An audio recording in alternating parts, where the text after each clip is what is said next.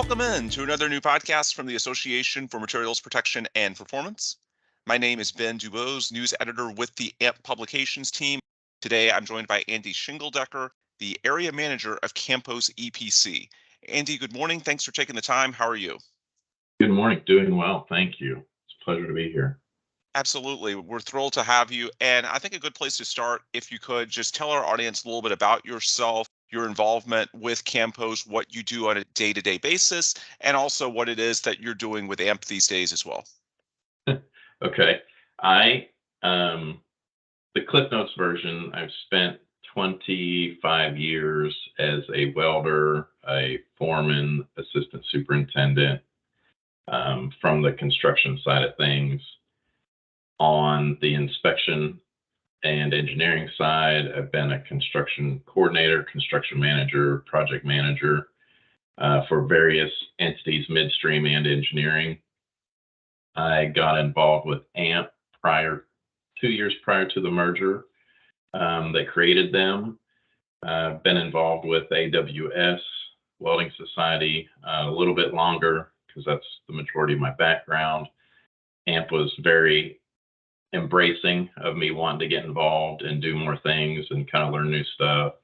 Training is excellent. So I've gotten multiple certifications through them for coatings and that sort, cathodic protection. And my involvement with Campos, I'm actually developing and building a new office for them in Tulsa, Oklahoma, Okay. which is a new area of expansion for us. And it's a mirror of our Houston operation that we have. So we're 20 plus offices across the country right now and 740 plus some odd employees. So a large EPC firm, engineering support services, you name it, construction, we have it all. I know one area of expertise for you and a subject that you're passionate about, both in terms of your day to day and also the things you do with AMP, is about the concept of inspectors with multiple certifications and increasing the role and importance of those in our industry at large. So today's show, we're largely going to be talking about that, how to best utilize those types of inspectors, how to train them, best practices, lessons learned. I know those types of multiple certifications are in your wheelhouse. It's important to you. It's important to your company. I know you're working with AMP on this front as well. So we're going to dive in a bit deeper into some of the things that you've learned over your career and perhaps things that people listening to this podcast might can learn from and use in their own training moving forward. So, Andy, if we could, a good place to start, just walk us through, I suppose, your introduction to the world of multiple certifications. When did you realize that that was important for you, and why did you take the extra step to then try and work on it for the industry at large? Yeah, my being in construction, I thought that was a huge and valuable background for me. And having such a lengthy history behind me, when I first decided to step foot onto the inspection side where I knew I was going to need certifications, obviously CWI was my first one because I'd spent so long welding. After getting that, kind of got high level involved in welding with the company I was working for and escalated very quickly there from just a senior welding inspector up to kind of their head of welding inspection, if you will. And at that point, the people I was working for, the direct leadership, I realized most of them had AMP certification, or at that time they were NACE or SSPC certifications. And I started asking questions and been around coatings and stuff related to pipelines and facilities for a long time. And one of my immediate supervisors, he was like, "Here, I'll help you get started. I'll get you your membership and get you sent to a training." And that kind of kicked it off for me. And at that point, I realized that my longevity tied to a project was increasingly based on how utilizable I was. And that being when the welding finished, I could hang around for coatings or cathodic protection or you name it. based on that. But the reality is my construction background honestly had very little to do with me um, kind of staying on a project as much Mhm. as I felt it was valuable. And some people will argue, till they're blue in the face that you got to have background and history in the business. It's just not, in today's date and time, it's more applicable to be tech savvy, um, to be able to, this business has been paperless for 10 years, and a lot of folks try and ignore that. And if you're not able to utilize every ounce of technology that's put in front of you at least at a common level, you're going to get Mhm. left behind. But multi-cert wise, that's kind of what broke the ice for me and what showed me a little bit of value and kind of made me want to go further. Mhm. We're talking now with Andy Shingledecker, area manager of Campos EPC, chair of the CEPC Exhibits and Sponsorship Task Force.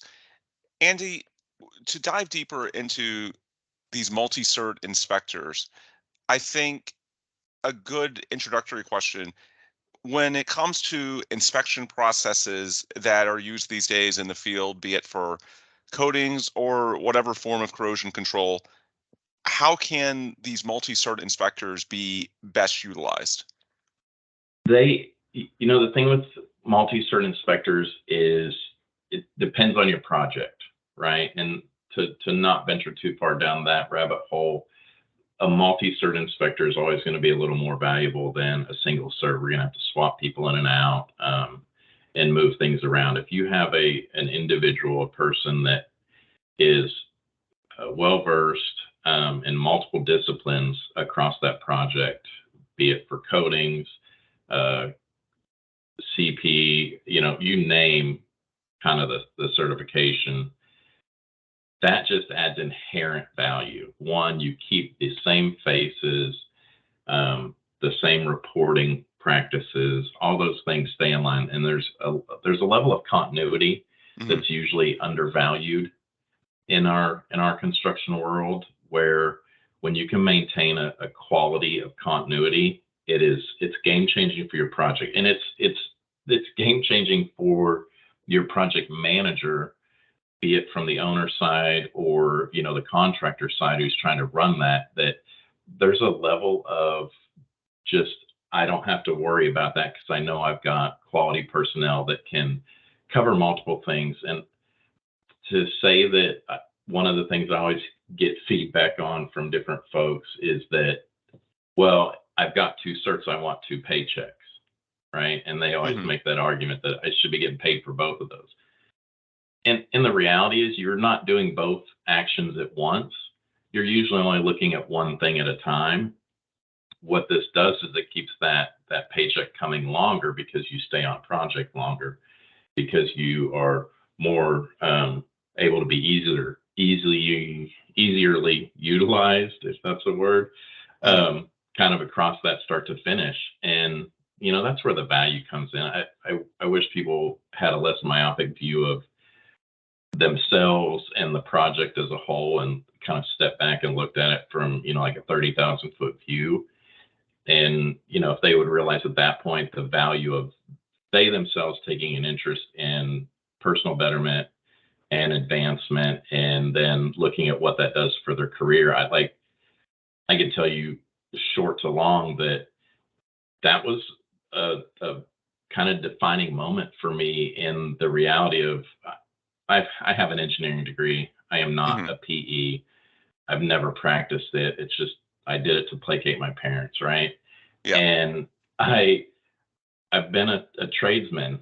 I've been a craft worker, and for me that holds like very little value. But these certifications that I have with my name hold so much value, and that's what I sell myself on. And to say that I'm in a spot where I, depending on who you talk to, am C-suite leadership now, or C-suite adjacent leadership, but like my ability to do that isn't tied to those, but those are the things that got me here, Hmm. right? They made a difference between me just always being a craft worker and actually moving into the carpet, moving into the office, and get to do something at a higher level to support those craftspeople and those tradespeople that like I grew up working with, and I grew up getting muddy with and getting covered in coating and meteor sand, and just we need more advocates on the inside than the outside. And that's our other push from this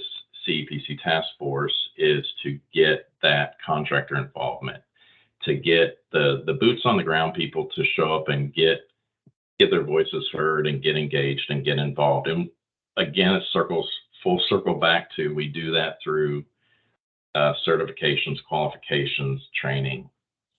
Let's talk from a management perspective, because I know part of the end goal is not just to have these multi-cert inspectors, but to utilize them in the best possible way to maximize their contributions. And there's definitely certain strategies or approaches that you can have to do that.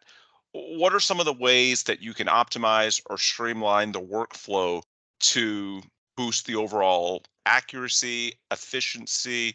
Just talk, if you could, when we're talking about working with these multi-cert inspectors, what from a management perspective you can do to best optimize their workflow at a given job site.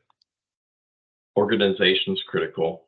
Making sure project, how it progresses is critical to that. How the job is organized start to finish is very critical.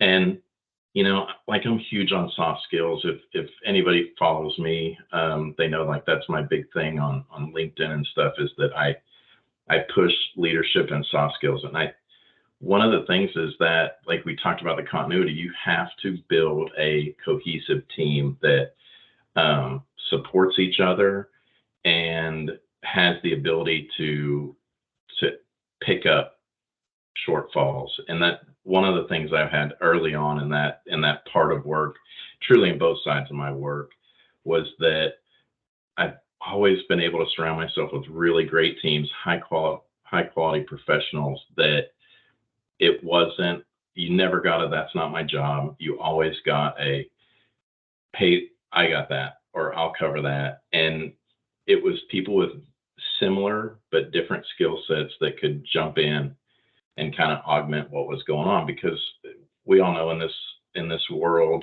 it is it's ever changing at a very fast rate, and schedules can get altered.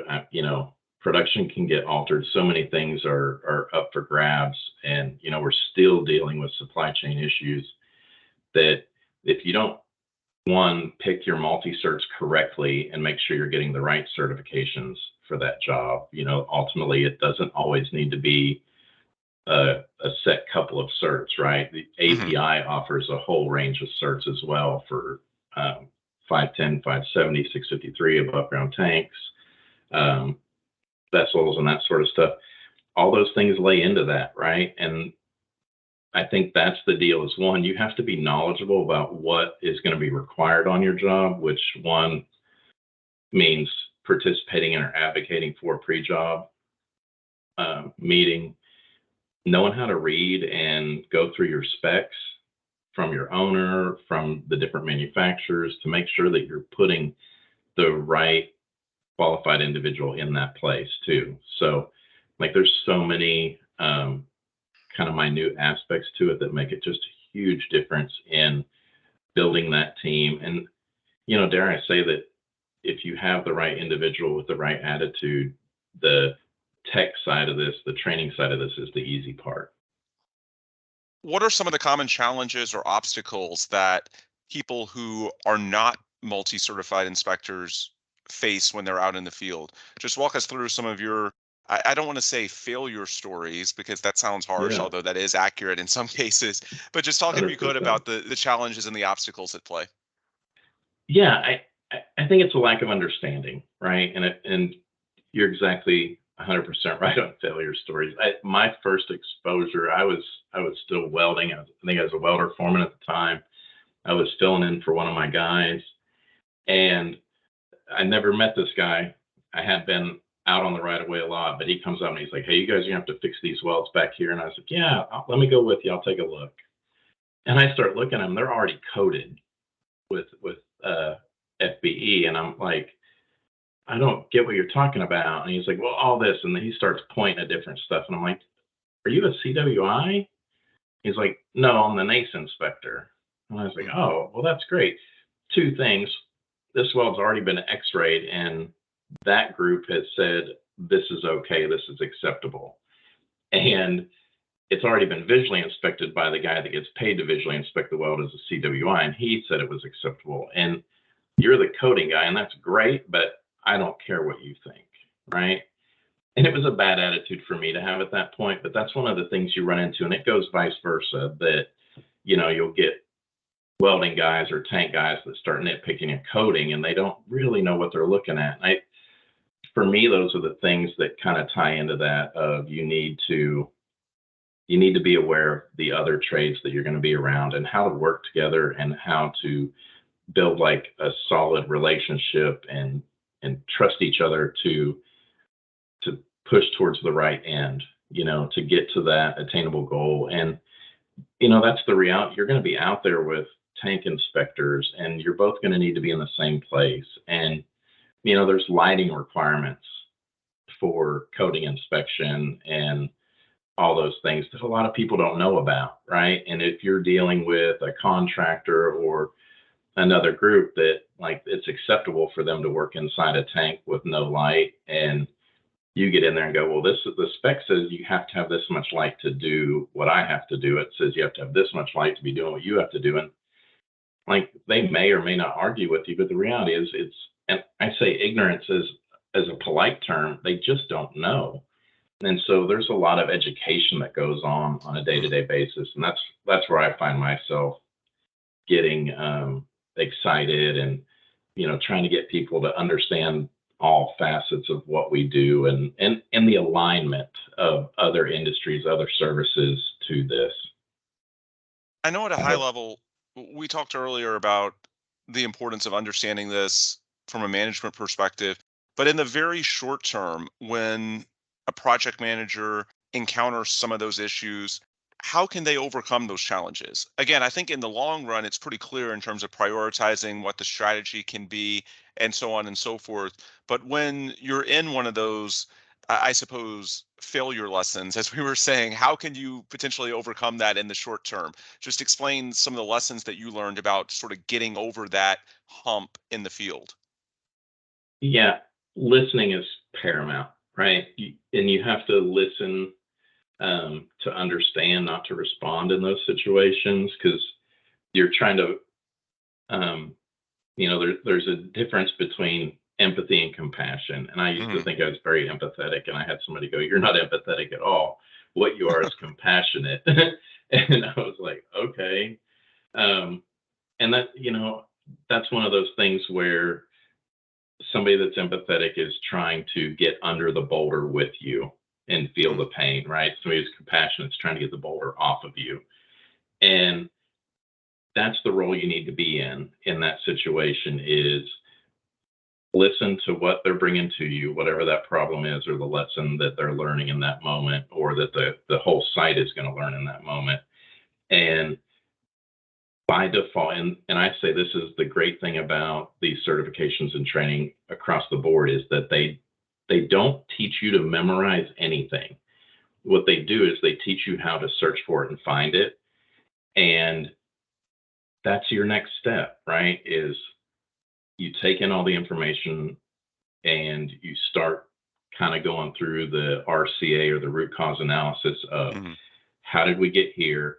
How do we correct it and move forward? And for that, you're going to have to know where to find your procedures. You're going to have to know where to find your specifications and all the other criteria associated with whatever, problem or hiccup or learning experience you're going through at that point. And honestly, probably the hardest part of that is redisseminating that information Mm. because you're going to have to get it to people that aren't familiar with it, right? You hand somebody that is, like I can speak really well to pipeline work, but you hand a tie-in foreman something about coatings and he has no understanding about that, or she has no understanding about that.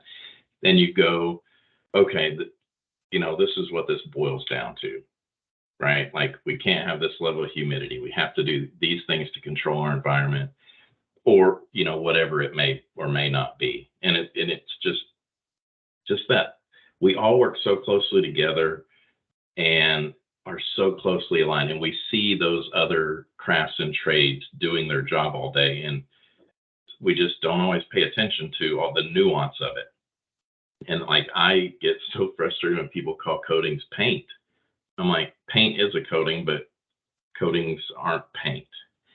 And it's the bourbon and whiskey discussion, right? Like, I there's so much nuance to it that, and I don't expect everybody to get that deep into it, but that's where leadership needs to function, is in that nuance, and know how to address each specifically and kind of help them move to success. Yeah, on the topic of success, we've spent the last few minutes talking about some of the lessons learned from failures and cases where you're dealing with individuals that aren't multi-cert inspectors. Let's go to the other end of the spectrum and talk about success stories where companies, contractors successfully utilize multi-cert inspectors to yield significant benefits or improvements on a project. Can you share an example or two of a case study where that happened, and what factors do you think ultimately contributed to the success of those cases?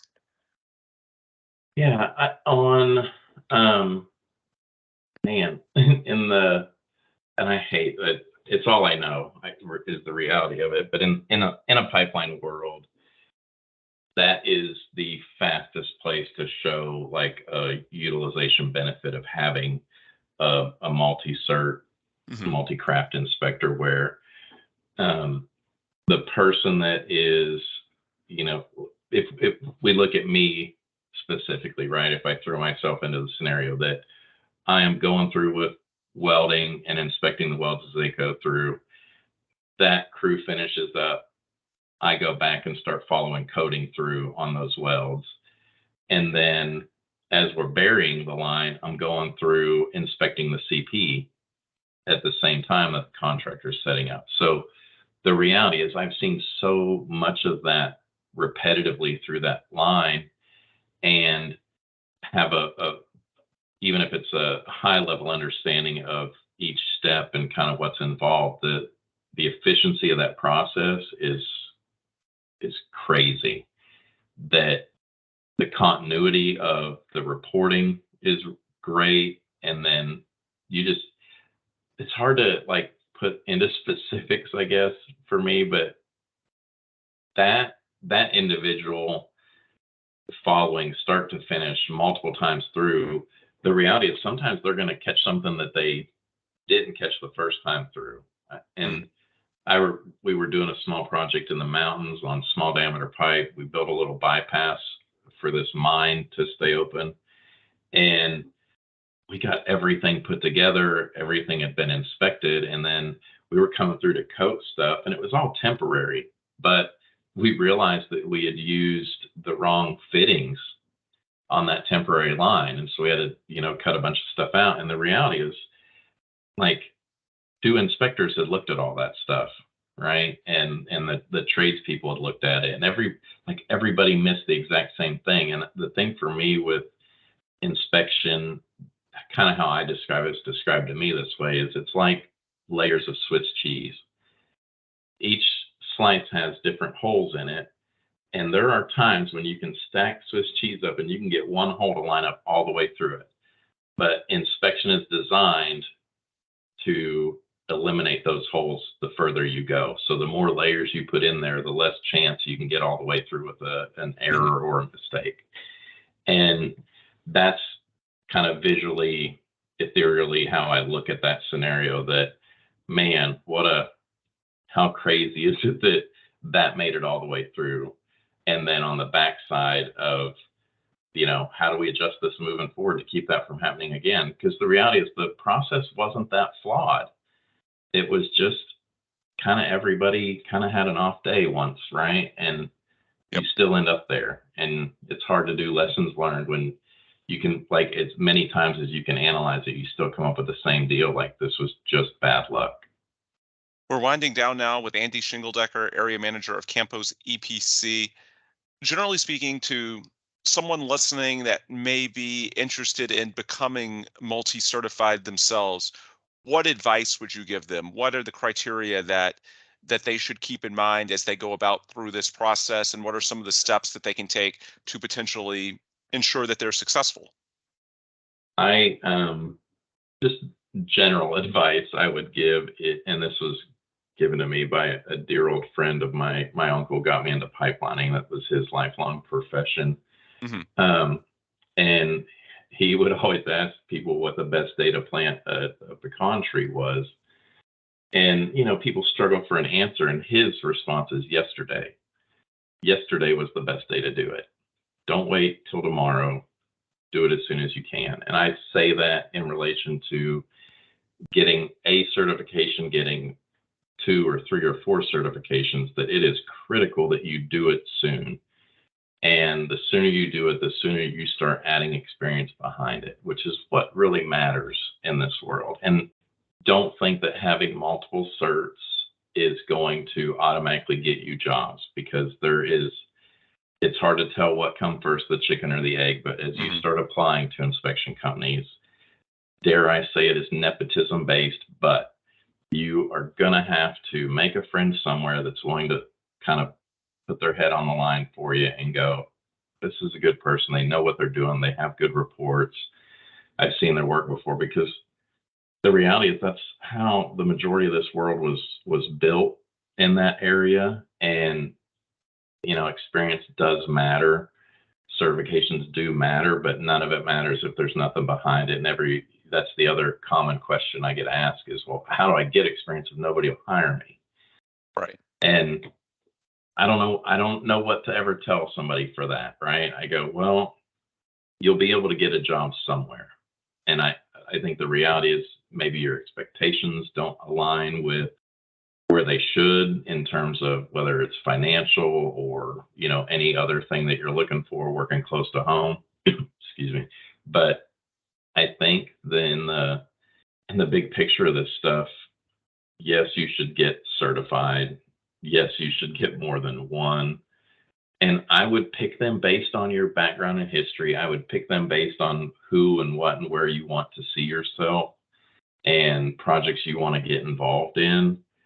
Ask your friends, ask industry professionals, get involved. The best thing I have with the groups that I kind of run in is that everybody's always asking for volunteers. Know that it's a volunteer. You're not going to get paid for it, but those are the things that make huge impacts in your life and in other people's lives when you can, volunteer. Like for me, getting on this task force with AMP, I'm doing different stuff with AWS as well. I do stuff with Southern Gas Association. I sit on committees there and chair and vice chair a couple of committees with them. So like that stuff is critical if you're looking to alter the future of our industry and our business. So getting involved in inspections and certifications, learning, and that's my big thing. I love learning. I love the classes, and I don't always pass the test on the first try. I try really hard, but I don't test really well. So that's a difficult thing for me. But keep your head up and stay at it. And all honesty, I have yet to meet anybody on either side that when I asked for help or I asked for reference, that they weren't just on it and going, yeah, here, call this person, or here's this person's email. So I hope that answered that question. Yeah, I think so. That's really good advice, and it should be fairly applicable to our audience, to people listening across the spectrum of this industry. I think that's a really comprehensive look at it, and it should be beneficial to a lot of our listeners, or at least I hope it is. Andy, before we let you go, for anyone that wants to reach out to you directly with any follow-ups, what's the best way that they can get a hold of you? Andy.shingledecker at camposepc.com is probably the fastest, easiest way. You can find me on LinkedIn. You can reach out to me there. That's kind of the one and only thing I do. I limit my exposure to social media. Understandable. So that's kind of it. You're always welcome to email me. You can find me on SGA's website, I do stuff on there. Um, my good friend Alina, she's got me plastered up on AWS's website now Hmm. for the conference we're doing together with AMP. We're running a track for AMP at their inspection expo and conference in Austin in November, I believe. So come down and see me. I'm putting on a multi-cert inspector presentation. I'm bringing a panel with me of some great industry folks to kind of just talk from every aspect. And this panel is going to be a ask me anything kind of scenario. We're going to have some thought provoking things to talk about, but we're not really going to have an agenda. Mm. So, and that's a great conference. I went to the inaugural one a few years ago prior to COVID, and it was great. I've been excited and kind of waiting on it to come back. And again, that conference is one of the things that specifically got me really focused and pushing towards multi-cert. That was my, I'd already known a little bit about NACE at that point, but yeah, that's the best way to get a hold of me. Email me, go from there. And then for the company, it's camposepc.com as far as the website for you guys.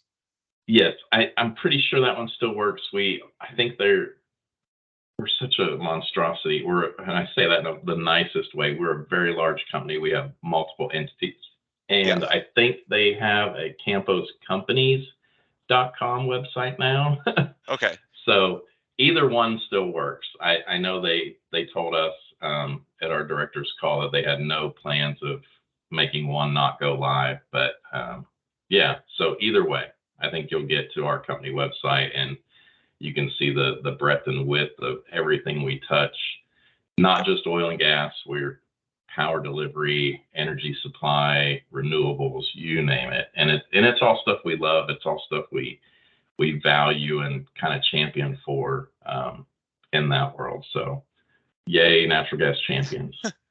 Yeah, I just tried it myself, camposepc.com and camposcompanies.com. Both of them work. So, yes, go to Awesome. your website of choice. Andy, thank you so much for the Please. time. Thank you. This was great. Absolutely. And with that, we will put a bow on this episode. For Andy, I'm Ben. Thanks as always for listening. If you want more resources from us at AMP, the Association for Materials Protection and Performance, simply go to the AMP website at ampp.org. That's amp.org. Again, for Andy Shingeldecker, I'm Ben Dubose, news editor with the AMP publications team. Thanks again for listening, and please come back soon for another new AMP podcast.